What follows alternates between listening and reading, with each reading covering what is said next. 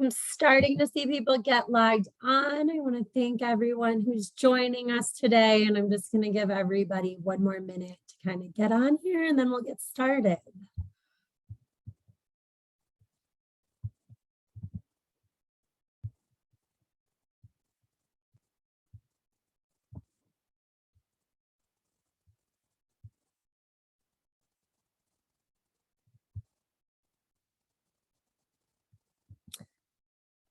All right, and for the sake of time, I'll get going here. My name is Cecilia Mortar, and I'm the programs manager at the Steamboat Springs Chamber. I want to give a quick thank you to our generous sponsors, the Employers Council, Northwest Data Services, and Mountain Valley Bank, who make this business education series possible. I would also like to introduce our speaker today, Sue Wolf. She is the surveys director at Employers Council. She's responsible for managing the surveys department that produces over 30 comprehensive compensation, benefits, and policy surveys annually, and then over 25 custom surveys for member organizations. These survey reports provide employers with the information and statistics that they then use in the development of personal policies, benefit design, and compensation plans. She has been managing the surveys department for the last 16 years and been with the Employers Council for over 35 years. So Sue, we are so happy to have you here today. We've got a lot to cover, and I'll just let you take it from here. Great. Thank you, Cecile, for the nice introduction. I'm pleased to be here and join the Steamboat Chamber members and present some information on trends in compensation and benefits in the resort communities here in Colorado. So our agenda for our time today, I'm just going to give a brief overview of who Employers Council is for those of you who may not be familiar with who we are. We'll take a look at some specific jobs in comparison by geographic locations within Colorado and how do they compare. We'll also take a historical look at a trend of some of the same select jobs and see how the movement of those jobs have been over the last several years. And then we'll also move into some pay increase information, what happened in 2021, what's going on this year in 2022, and what's really being projected out for next year in 2023 as far as pay increases, and then for those organizations with salary ranges, what's happening with range increases. And then we'll move on into some benefits, just a quick look at some insured benefits, some pay time off, remote work benefits, and housing benefits there in the resort areas. And then we'll end our time today with recruiting and retention trends. So as I go through this information, if you have questions, don't hesitate to put that information in the chat field, and we can look at those questions at the end of the session. So let's get started. So just a quick overview, Employers Council, we've been around since 1939 to serve the needs of the business community. We have over 3,000 members here in the Rocky Mountain region. We have offices here in Colorado, in Denver, Colorado Springs, Loveland, and then in Utah in the Salt Lake City area, and then in Scottsdale, Arizona. So here at Employers Council, we've been conducting surveys since 1947.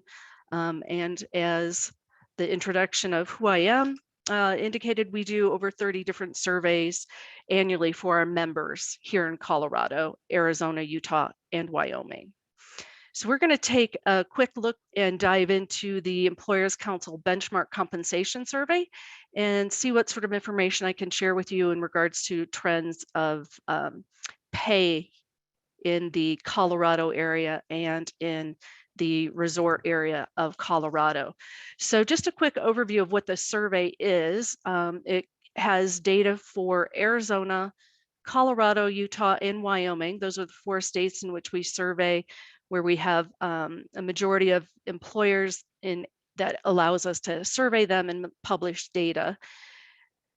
This benchmark survey had 428 jobs in it across 10 different job families. So the jobs in this survey really are what we call benchmark jobs. So they cross all industries, administrative assistance in that general support job family, financial, that includes your accounting positions, HR, legal, sales and marketing, engineering, production, maintenance, and procurement. And we also have a separate executive classification. So out of those 428 jobs that were in the survey, 380 of them published. So that means we had at least 5 or more organizations matching a job in order to publish the job and be compliant with antitrust regulations. So in the survey, we had 552 organizations across those 4 states in the survey. Out of those 552 organizations, they reported 56,432 rates of pay across those 428 jobs in the survey. The data effective that I'm going to be sharing with you of information that was reported in the survey is as of the first of this year, January 1st, 2022. The data we collect per job is base salary, salary ranges from those organizations that have formal range structures. We also collect, if available, what the annual bonus dollars were for the prior calendar fiscal year and what the target bonus percentage is for the current year. Some additional data that we'll look at later in the presentation will focus on those average pay increase percentages and structure salary range increases, as well as some entry-level hiring rates. So this next slide is a little more detail on the breakout of participants across those 4 states. So we're really going to be focusing just on Colorado and the resort area in our time today, but I just wanted to show you the majority of the sample of the survey represents Colorado out of the 4 states, which is 76% of the sample. And then the resort area, we had 50 participants, and that represents 9% of the total sample of 552 organizations and 12% of the Colorado participants in the survey. The 12 counties that make up our resort area breakout of the data include Chaffee, Clear Creek, Eagle, the eastern part of Garfield County, so like the Glenwood Springs area, Grand County, Gunnison, Jackson, Lake Park, Pitkin, Routt, and Summit. So now we're going to dive into some actual data from the survey. So in preparation for this presentation, I was looking at what is the movement of the top 5 jobs from the resort area and which of the jobs within the resort area had the greatest decrease. So these jobs represent where we had at least 5 organizations matching the position. So what I found kind of interesting for the jobs with the top 5 increase from the 2021 survey to the 2022 survey were 3 of those jobs were from the facilities maintenance section, and it was our facilities maintenance mechanic level 3, which had a 13% increase. The facilities manager had an increase of 23%, and that facility supervisor had an increase of 20% over last year's survey data. As you probably see here in this chart, the other 2 jobs with the highest increase from last year's survey to this year's survey were 2 of our HR generalist jobs. So the HR generalist 1 increased 16% from last year to this year, and the HR generalist 2 had a 14% increase from last year to this year. So good movement in those HR jobs. So if we look at the bottom of this chart, which of the jobs didn't increase from last year to this year in the survey? You probably might be going down to that HR director job there. It fell 13% from last year to this year in the survey. What was interesting, I did go into the data and look to see, did we have more or fewer participants in the survey? And it looked like we had the same number of organizations and employees matching the job this year, but the companies matching were different. So I attribute that a decrease to a difference in sample for that particular job. So sometimes that happens with survey data, depending on who's in the organization from one year to the next can change the average that gets published in the survey. So in addition to the HR director, that HR assistant only fell 3% from last year to this year. We had a couple of jobs that are classified in our sales and marketing job family, the customer service level 2. That position fell 5% from last year to this year, and that marketing manager fell close to 9% from last year to this year. And then the controller was a 6% drop from last year to this year. So now we're going to move into specific comparison of jobs across the 5 geographic areas that we survey for Colorado. And we're going to take a look at some typical non-exempt and exempt jobs in this chart.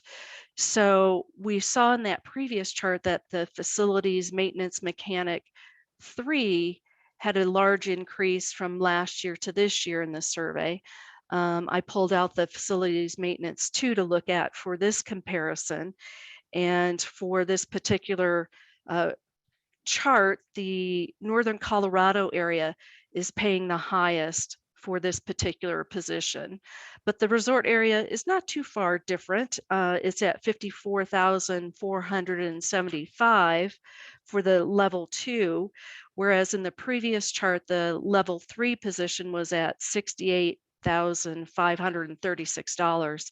So a pretty big jump from that level 2 position in the resort area to that level 3 position for facility maintenance. The resort area, as you can tell from this chart, actually is paying the highest for 2 of the jobs out of these 5 jobs. So the administrative assistant at $46,976, and then the HR generalist job at $85,510. So as with the previous slide, that HR generalist job was one of those positions that had a greatest increase from last year's survey to this year's survey.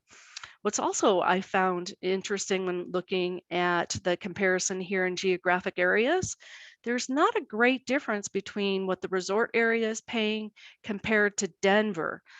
So if you look at the resort area for the facilities maintenance, it's at 54,000. In the Denver Boulder, it's at 56,000. So really just a couple of $1,000 difference between the resort area and Denver Boulder. And then the Denver Boulder, out of these 5 jobs, is paying the highest for that accounting clerk position 2 and the accountant general 2 position. So now if we move to those same types of jobs and our job families and look at what are the manager level comparison by geographic area. If we look here at this chart, Denver Boulder again is paying the highest in 2 of these jobs for the accounting manager position, and then again for the HR manager position. The resort area is also paying highest for 1 of the jobs at the facilities manager position. So that's all in line with that very first chart that I shared of jobs with the greatest increase in the resort area. There's something that I pulled out because I wanted to see what the geographic differences between Denver and Boulder, since the data points for most of the jobs is pretty close between the resort and Denver. So we utilize a tool called the Economic Research Institute to pull out geographic differentials between cities. So I made in my extract of the data, Denver Boulder at a salary of $50,000 compared to Steamboat, and what that difference is for cost of labor. And the cost of labor, Denver being 100%, so the cost of labor in Steamboat is 99.3% compared to Denver. So that sort of correlates with the slight lower pay in the previous chart that we saw between the resort area and Denver Boulder. The cost of living differential, I also pulled that out from the Economic Research Institute. And I thought it was kind of interesting. The cost of living difference in Steamboat is 84.6% compared to Denver Boulder at 100%. So I thought that was interesting. I guess I kind of thought that that might be a little closer. And I do know that Denver housing prices are pretty high right now. And certainly I would imagine in the resort area, there's been a big increase in housing costs too there. But I thought that was interesting when I was pulling that data out yesterday in preparation for this slot presentation. So now let's move to some trending of jobs in the resort area. So these are pretty much the jobs we've been following in the last several slides. And if we look at the trend for the last 5 years for these particular jobs, the job with the highest increase from last year to this year in the resort area is again that facilities manager, and that's up 23% from last year to this year in the survey. But the 1 year, the 5 year difference is an increase, is actually a decrease. So you can see back in 2018, the weighted average that we had for the resort area for that facilities manager position was $127,000, and now it's at $108,000. So that's a decrease of about 15% from 2018 to 2022. So there really was a very big difference in the organizations who participated in 2018 versus who we had in that job in 2022. So that really represents that swing in the data. You could see though that from 2020 to 2021, the rate of pay is pretty consistent at $87,000 for that particular job. The other interesting thing, the administrative assistant job, if you look at the pay in 2018 here in the resort area, it was at $36,000, 450. And now in 2022, it's up to $46,976. So that's an increase of 29% over the last 5 years. So that particular job had the greatest increase in the last 5 years out of this small selection of just 5 jobs there in the resort area. The HR manager position, if you look at that one, the bottom of the table there, it increased 10% from last year, and it increased 11% from 2018. So, you know, a general normal increase in that particular job, a lot of consistent sampling and matching in that particular position. So now some other data that we collect in the survey, we're often asked about, well, what do I bring in a new full-time, inexperienced, entry-level staff member onto our team in one of these 4 categories? And I know that it's been difficult hiring at entry-level positions, especially like in the service industry and some of the entry-level warehouse or maintenance facility positions, office clerical positions, really across the board, and even I'm sure they're in the resort area. So this is data that we did collect in the survey, and just as a reference, this information was collected between January, February, and March of this year. So you can see in this chart, those 4 employee categories, the office clerical, production maintenance, and material handling, the resort area is paying the highest between Denver, Boulder, and Colorado, the all Colorado data line. We don't have sufficient data in that production classification just because there's not as much production manufacturing operations in that resort area. But the average full-time hiring rate for an inexperienced entry-level person for the data that we are collecting in the early part of the year was at $19.82 for the resort area. And that's a 5% increase over that all Colorado figure at $18.86 for that office clerical classification. If you look at the maintenance, the $20.54 for the resort area is 6% greater than that all Colorado figure at $19.38. And then the entry level for material handling is 10% more than that all Colorado figure at $18.48. And all of those entry level hiring rates are greater than Colorado's minimum wage, which is at $12.56. So obviously it's a challenge to bring employees in at that minimum wage in any one of these 4 employee categories. So this next chart is a comparison of what the overall job family in the survey moved from last year to this year in the survey. And this information represents just 5 of the 10 job families that we have in the survey. Um, it also it includes all of the jobs within a job family minus the executive positions. They are not included in this analysis. So the job family with the greatest increase from last year to this year is the business support job family. And overall, that's about a 10% increase from last year to this year of jobs within that job family. So within the business support job family, we include jobs that are associated with like administrative assistant positions, file clerks are in there.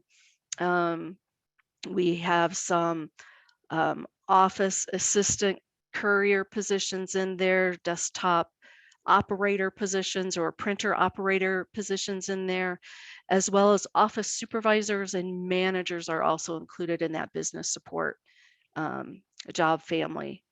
As you can see from the chart here in 2021, which represents the gold bar or the lighter shade here on the chart, the finance job family, which includes all of the accounting, controller kinds of positions, accounting clerks, credit specialists are in there. That position only dropped about 1% from last year to this year. The HR job family there had just a slight increase of about 2% from last year to this year. So also in the HR job family, besides the ones that you think about, the HR assistants, the HR generalist, the HR managers, we also have some environmental health and safety positions in the job family as well, along with comp consultants. So overall, not a big increase in the overall job family for HR. And of course, this represents just the data from the resort area. It doesn't include any data from other Colorado geographic areas in the survey. The sales and marketing dropped the greatest at 8% there. And then the facilities maintenance increased about 4% from last year to this year.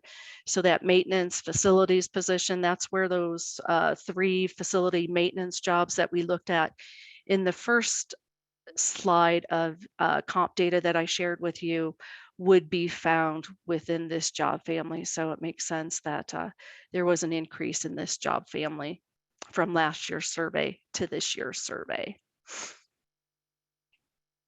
So now we've spent some time looking at some actual compensation data.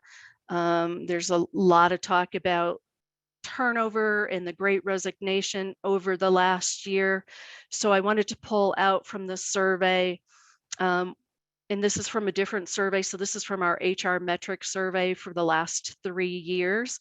And we gathered our 2021 turnover information starting in January of this year. And published it late March, early April. So the 2021 turnover here represents for the full year's turnover, and it represents for all employees. So it includes those employees who left voluntarily, those employees who the organization terminated the employment. So it is the combination of those two that's represented here in the chart. So with all the talk about the Great Resignation last year in 2021 and employees leaving the work field, the workforce, I wanted to see, what was happening with our data.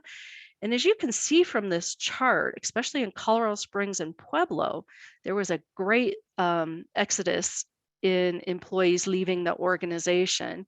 37% in Colorado Springs, 32% there in Pueblo.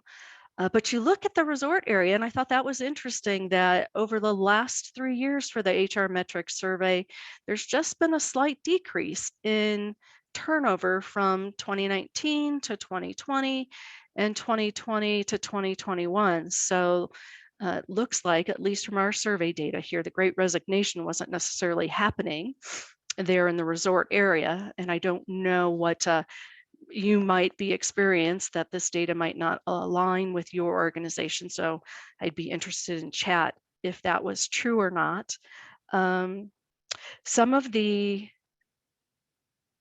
costs that go into turnover, which is, it's really costly for an organization to lose an employee and bring on new employees. So the major costs associated with turnover, as shown up here, are the separation costs that include costs for exit interviews, termination, administration, if severance pay is available, paying out that accrued vacation that an employee might have, unemployment compensation that might be given to a terminated employee. And some of those replacement costs, they include the costs for accounting, associated with recruiting and attracting new employees to your organization, the time for interviewing, any sort of testing and moving expenses that might be associated with bringing on a new employee. And then those vacancy costs, the costs for increased overtime that might occur with staff remaining in the department, that they might need to pick up the additional work because of the loss of employees, the employee time loss while you're bringing that new employee up to speed.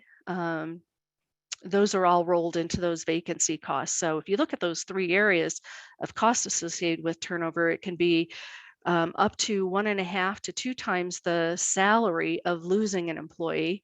So one of the questions that we also ask in the HR metrics survey is, out of those employees that you lost over the prior year, what percentage, we asked, was it regrettable, neutral, or unregrettable turnover? So what was interesting for the resort area, they said that 42% of the organizations said that their turnover was regrettable. So they really wish that they were able to have held on to those employees who left. So some of the things that we asked in the survey, what are you doing to hold on to those employees to reduce turnover? So, some of the things that you think about, better orientation, employee training and development, some mentorship, et cetera, are ways to combat turnover. And then looking at comp and benefit plans. So just some ideas about, if you have high turnover, things that you might look at internally in your organization to bring that turnover down and have a lower regrettable turnover figure. So that's information on turnover that I wanted to share. Now we're going to move into the pay and salary range increase information that I mentioned, that we also collect in the survey. I'm going to be sharing information with you from a couple of different resources. So let's get started in looking at it from a high level here, from 2021, 2022, our current year, and what's presently being projected for 2023 pay increases. So this data is at the high level for state pay increases. So Colorado in 2021, when we asked them in January, February, and March, what did you give in 2021?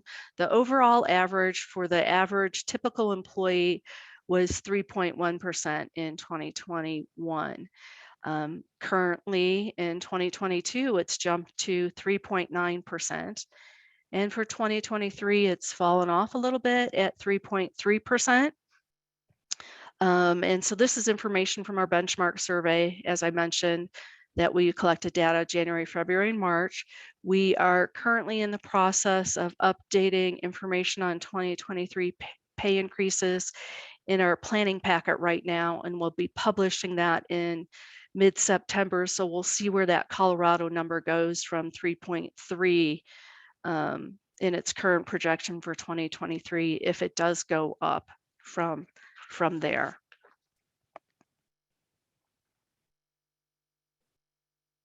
I'm going to pause here. It looks like have a couple of questions in chat. So let me take a look. First question is cost of living a trailing data point, and does it match time period of employment survey? So the cost of living information is a bit of a trailer in comparison to the survey data that I just presented to you.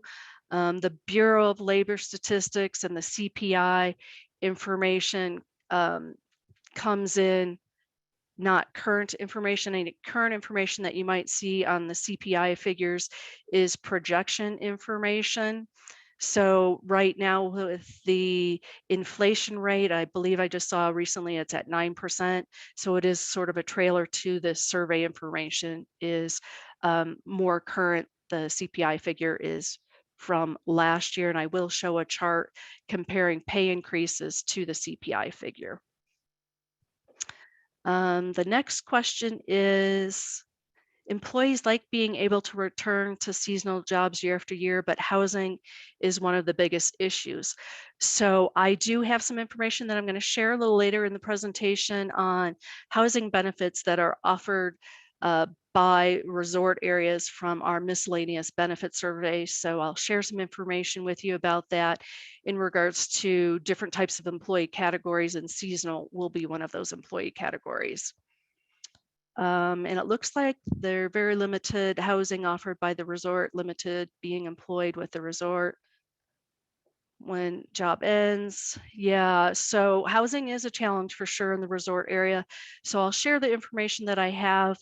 I don't have a lot of detail in regards to what happens to them once their seasonal job is no longer existing, and then where do they go for housing? But that's a great question that we'll look at adding for next year.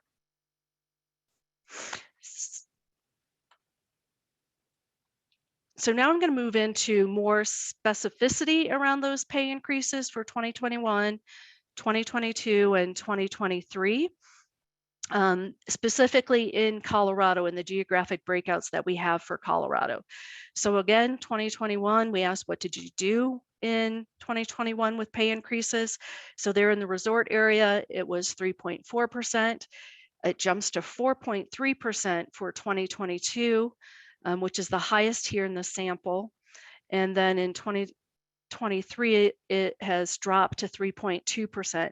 So this data represented in this chart includes organizations that may have had a pay freeze in any one of these 3 years. So we also in our surveys publish this information without those pay freezes. So we exclude those zeros in our averages. And that's what the data represented below is. It is the data without pay freezes in there. So for 2023, without zeros, the pay increase in the resort area jumps to 3.4% versus the 3.2% that includes the zeros in there.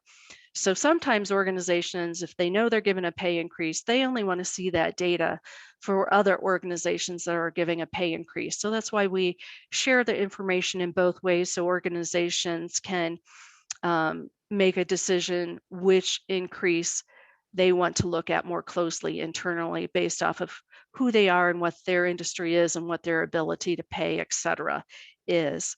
I also just wanted to share that the mode for Colorado in 2022 and 2023, which is the percent of the sample that occurs most frequently, is 3% of the sample.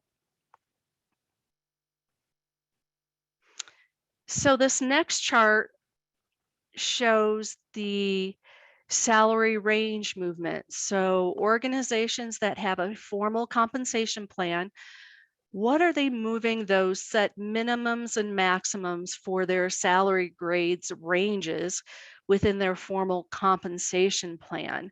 So what we're seeing here in this chart is, what is that movement? So it really is mirroring the pay increases in the prior chart, where 2022, our higher movements of those salary ranges than 2021. The resort area, the salary ranges in 2022, it's at 3%, and it drops down to 2.2%, which is a more typical salary structure range movement that we see in the data. So I'm guessing the salary ranges in 2022 were moving more to correspond to higher pay increases as well in 2022. So again, this represents just what that salary range is moving. It's not included in that prior chart that was just for pay for average merit cost of living increase in the prior chart.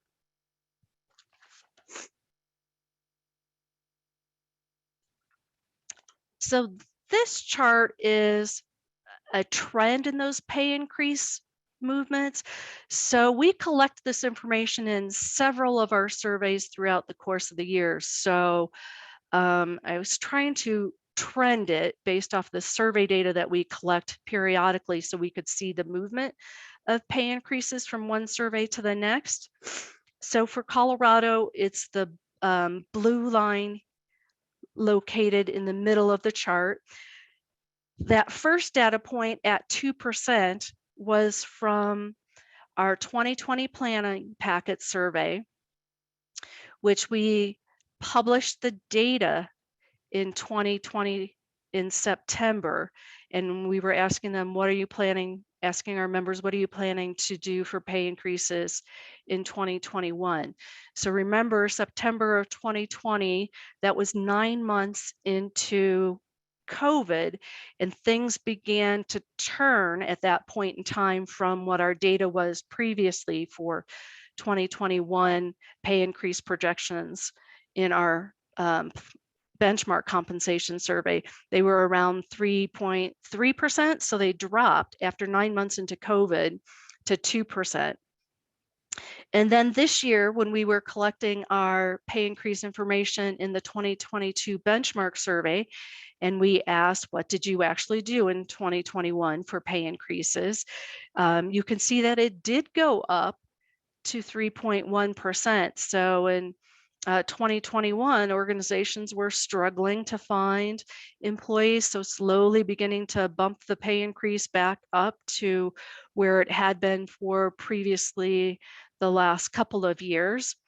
And then in 2022, in our planning packet survey, again, the overall for all Colorado was at 3.4% for 2022 projections. And that was in our planning packet survey, so it jumped for 2022. And then in our current year 2022 benchmark compensation survey, when we asked, what are you doing for 2022 pay increases, it jumped from that planning packet at 3.4% to 3.9%. So it just continues to jump in 2022 in our several different resources. So really feeling the effects of a tight labor market, et cetera, and how do you keep and retain employees, and paying a little bit more to those existing employees in your organizations seem to have been a strategy. And also as a means to help with offsetting inflation that was rising during 2022. And the current projection, and as I mentioned for 2023 from our 2022 benchmark compensation survey, fell to 3.3%. So we are currently collecting that updated information in our planning packet and hope to publish that in mid-September. So we'll see what's going on with 2023 pay increases come September of this year to continue this trend. Let's see, let me take a pause here. It looks like there's one more question. Are the pay increase percentages only including standard inflation adjustments, or does it include raises due to performance? So the pay increase information, when we ask for it, we ask for what is the overall average pay increase for the average or typical employee. It includes merit, cost of living, longevity. We don't include promotion increases in those pay increases that we're getting. So now let me move to the next information. So we looked at what's going on with the current data that we have. I thought it would be interesting to show a trend of pay increases. So this chart shows a trend of pay increases for the Colorado resort areas in the blue, and the Western Slope area is in the gold. So the header here is flipped. The data really is the blue is the resort area in the chart, and the Western Slope is the yellow goldish number. So you can see in 2022, in this historical chart, we have not seen pay increase projections at 4.3% for quite some time. If you go back to the bottom here of this chart in 2008, pay increases were at 4.1% then. That was also just before the recession hit with the housing crash of the fall of 2008, because we were collecting this information just before the housing crash of 2000 and the financial crash of 2008. So 2008, 4.1%, but you can see there in 2009, once the financial housing crash hit, went into recession there in 2009, pay increases dropped in the resort area from 4.1% to 2.2%. I hope we're not seeing that trend coming here in 2022 with the 4.1% average pay increase for the typical employee in the resort, or 4.3% in the resort area for the average typical employee. Now we're seeing 2023 drop to 3.2% with all the talk about might there be a recession and the high inflation rate. It will be interesting to see where these 2023 numbers come in, as I mentioned in our planning packet that publishes next month. So as I mentioned, I was going to share a chart that compares pay increase movement to the consumer price index, which is cost of living. That's often used as the measure of cost of living increases. So the consumer price index is a measure of a fixed basket of goods. It's an index that's tracked by the Bureau of Labor Statistics. This data represents the US CPI figure. There's not one specifically for the resort area of Colorado. And the CPI figure represents the blue shaded area of this chart. So you can see from this chart the spike in the CPI figure going from 2020 through right now, the projection of 2023. These projections, the only place I know where to get projections of CPI figure is from the Colorado Legislative Council. So the 2022 and 2023 CPI figures are Colorado Legislative Council's projections from their economic forecast. And this is from their June forecast that was published around the middle of June. So as you can see, for the most part there, between 2013, when we were coming out of the last recession, through 2020 COVID, pay increases were tracking ahead of the consumer price index movement.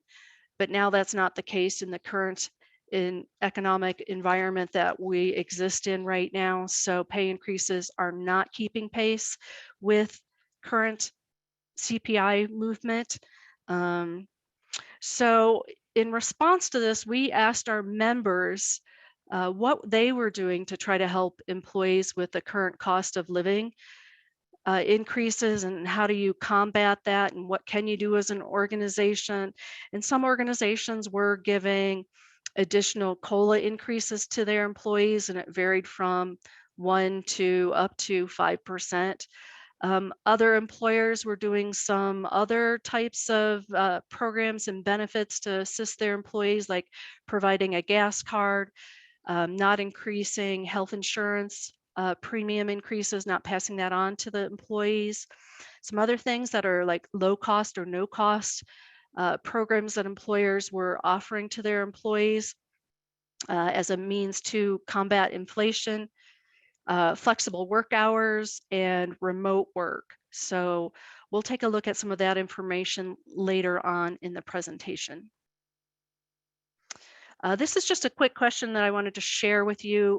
We asked, is there a difference between what you give as far as pay increases for the average or typical employee, which is all the information I have just previously shared with you, versus employees that are in hard to recruit positions. So you can see from this chart, and this is from our last year's planning packet survey, and we're updating it again right now. The majority of organizations don't give employees in hard to recruit positions a greater pay increase than the average or typical employee. For those few organizations that do, which is just 10% of the sample from the survey for Colorado, the average pay increase for those hard to recruit positions was 9.7%. So now we're going to move in what time we have left into benefits, health insurance, paid time off, remote work, and housing benefits. We'll take a quick look at some of these insured benefits and paid time off benefits offered by employers. So this slide is just a quick look at, for all Colorado, combining all plan types, what the average premium is for single coverage, employee plus spouse, employee plus children, and employee plus family.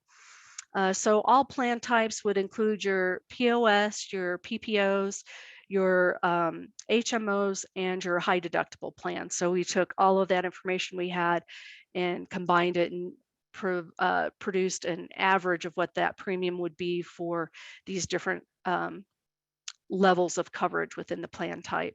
So for employee only, the average premium was $658. Employee plus spouse is $1,339, with children $1,195, and then family is at $1,863. So another piece of data that we asked in this survey, and this is from our health and welfare survey, is out of that monthly premium, what percentage of that premium is the employer picking up versus the employee? And this again is for all those different plan types.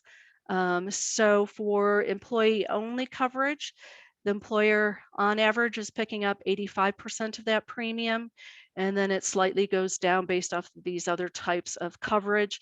72% for employee plus spouse, 73% for employee plus children, and 70% once you get into family coverage. So here's a trending chart of health insurance. And this is for all Colorado from 2011 to 2021. So the overall premium in 2011 was $467. In 2021, it's $659 for employee only coverage. That's an increase of 41% from 2011 to 2021. The blue bar portion of this chart represents what the employer is picking up of that coverage. So that employer coverage has increased 43% from 2011 to 2021. And then the employee portion has increased 32% from 2011 to 2021. So health insurance, as we know, is always increasing every year. I just wanted to represent what is that trend in the employee only type of coverage in the last 10 years. So what is that cost for the per employee covered on your plan? And this chart shows a trend of that information. And this is for all Colorado, not just for the resort area, from 2019 to 2021. And I broke the data out by industry. And you can see here that government tends to have a higher per covered employee cost. In 2021, their cost was $15,655 versus the all Colorado, it was $13,187 for the per employee covered on your plan. And it varies based off of these different industries. Different industries are known for having more or better or more comprehensive coverage than others, or more employees that might increase that per covered employee cost. So I just wanted to share this information of what that per employee covered cost looks like. All right, so all of our favorite stuff, paid time off, right? We look forward to having a little time away from the workplace. This data is now specific to the resort area. And this chart shows for traditional plans, so plans where separate banks of time for each of these time off benefits. So after 1 year of service for vacation, it's the average number of days is 13. At 5 years, you see it's 16, jumps to 20 at 10 years, and then 23 at 20 years. The number of sick days stays the same throughout those years of service. And then number of personal days, and those days would be like used for maybe going to a home closing, etc., stayed at on average 3 days per year. That little reference down below, 6% of all Colorado respondents indicated that they had an unpaid they had an unlimited paid time off plan. So that would be, an employee can take as much time as they need as long as their work's getting done and it's being approved by their managers and there's enough coverage within the organization. I also looked at the resort data line for that, and that was also at 6% of the sample. So not a very common practice to have unlimited paid time off in organizations. So as far as those organizations that might have a PTO plan, a combined bank of days where they can take off for vacation, sick, personal, or traditionally the time off that's included in PTO. We often don't see holidays included in there, but sometimes bereavement leave might be, but I'm focusing on vacation, sick, and personal days here in this chart. So after 1 year of service, 17 days for employees to take off, and jumps to 29 days after 20 years of service. But what I wanted to do here is compare. So if you compared number of PTO days to the number of days off for organizations that have a separate vacation, sick, and personal days, you can see that the number of days off given for those individual bank of time is greater than the combined paid time off. But remember, in those combined paid time off banks, you get to use that time for whatever you need the time. It's not designated just for sick. So if you start to remove sick days from the traditional plans and just look at vacation and personal time, it becomes more aligned with PTO number of days off. So I thought that was an interesting comparison. So this chart, one of those opportunities that employers were looking at as far as how to help employees manage with inflation, that is a no-cost method, was alternative work arrangements. So just quickly, I know my time is running out. Part-time is a very common practice to offer that as a benefit, and then flexible starting and quit times, both in all Colorado and the resort area. And this data is from our miscellaneous benefits survey from 2019 to 2021. And now this next chart shows what are those flexible work arrangements that are out there in the community. The most common, of course, is the traditional 5 days, 40 hours a week. You can see this data is comparing the 2019 survey to the 2021 survey. I thought what was interesting here,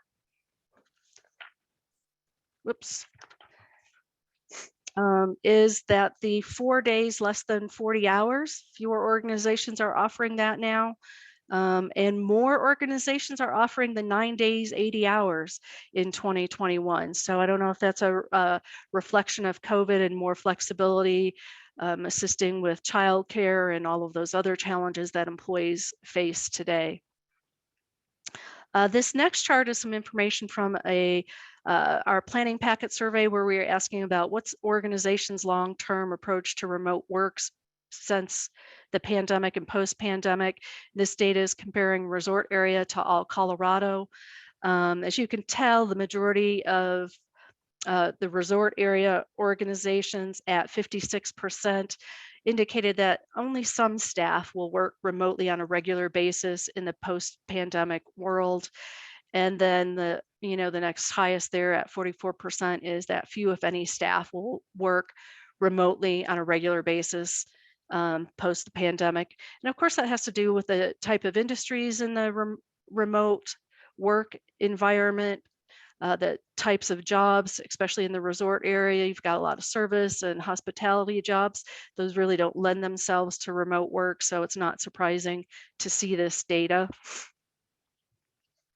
The other question we asked was for those organizations that their employees were going to be working remotely, what sort of assistance are they giving to setting up those home workspaces? So here you can see that for all Colorado, the average is for a lump sum benefit is $407, for the resort area, $317.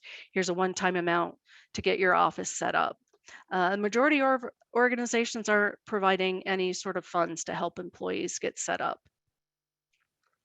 This next chart shows the monthly home stipend. So if organizations are giving something and they have remote work, again, the majority of organizations in this chart are not providing anything. For all Colorado, the average monthly stipend for those organizations giving something is $96 a month. In the resort area, none of our members were providing that sort of a benefit.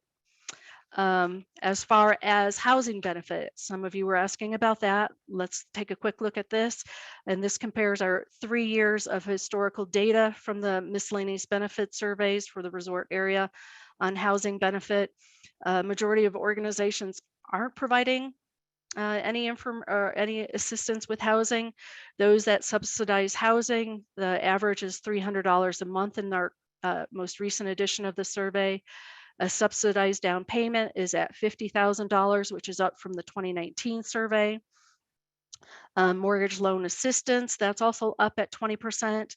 And the average number of units, company-owned rental properties has increased to 39 units from 24 in the 2019 survey.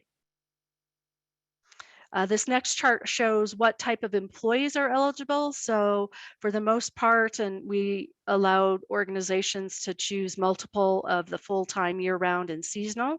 So about half of the seasonal employees are given some assistance with housing. They're at 44%. What types of employee categories? You can see that, if it's available, most of these employee categories are eligible for assistance, and look at that at the hourly non-exempt. Really, employers are trying to help that employee category group with getting some housing assistance. So now I'm going to lastly just share some information on recruiting trends. I know I have a minute left. So 6 challenges with recruiting that I've heard, and this is from an article I researched in preparation for the program. We all know there's a labor talent shortage out there. So some things that employers might do to assist with that is get more creative with recruiting, focus on the candidate experience in the recruiting process. Being more aggressive with those passive candidates, go out to them, search them out, find out where they might have social media accounts and seek them out and bring them on board, or at least begin to put them in your candidate pool. We certainly know that there's increased competition with recruiting, so really focus on your employer brand and training employees to communicate how to recruit and what your organization stands for, your company culture, the values, et cetera. So you can bring in employees who are attracted to your company culture and brand. Inefficient recruitment process. So really look at what are you doing with your recruitment process? Might you begin to use more technology to assist with that, speed that recruitment process up? Lack of employer brand, looking at your website, getting it focused on who are you as an organization. And then talent pools, like begin to create your own talent pool that you can draw from and not just be relying on posting a job when it's open, but begin to tap into creating a talent pool of employees who might be enticed to join your organization. And this is just some information about which job groups are most difficult to recruit. And this is from our planning packet survey. Not much difference between resort area and all Colorado. Skilled trade, professional, non-management employees, unskilled workers are all up there as challenges to recruit. Some strategies to assist with this in recruiting and retaining employees. We talked a bit about this in the turnover section.